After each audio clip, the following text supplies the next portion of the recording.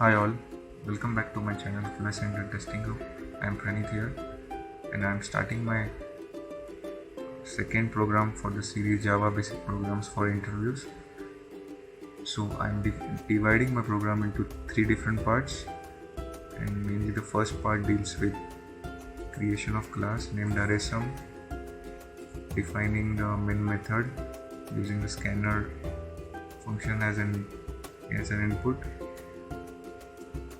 and I am initializing my array with the 10 different values that are needed, and I am initializing the integers sum variable to 0. Basically, sum variable will print the final output of all the integers that are in the array.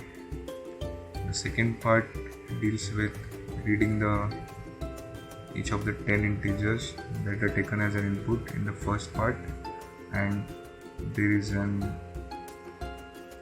array variable already which will be storing each of the 10 integers in it.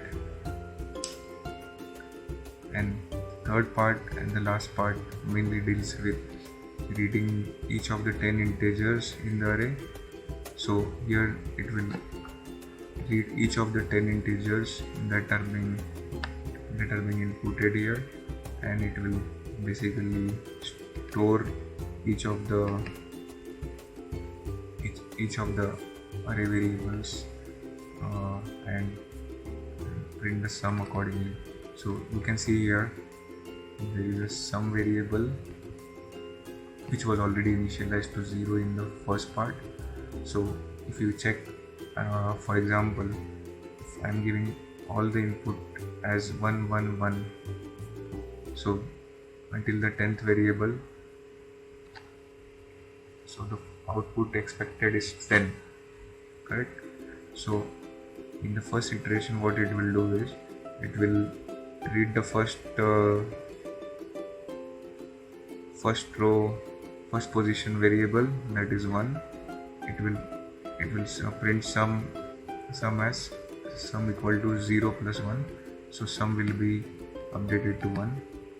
Again it will go in the second iteration, it will read the second value in the array, that is also 1.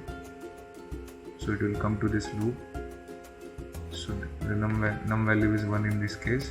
So again the sum, since it was incremented to 1, so in this iteration sum will be sum plus num.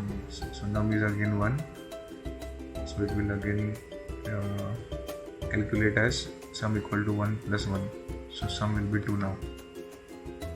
So in the third iteration it will again read the num, which is the position element at the second position, which is again 1. So if sum is 2, it will print as sum equal to 2 plus 1, so sum will become 3 now. So this will continue till the last element of the array is being considered. Once the last variable is done, it will exit the loop, and it will print the sum of all array elements. So in this case, if I give the input as other than 1, so it will take the integers accordingly and calculate. So let me run the program now and show you how it will calculate and print. Okay, so it is asking for the elements. So since we are having 10 elements to be inputted, so I will enter the 10 elements here. So I am randomly taking any values and printing it. Okay, so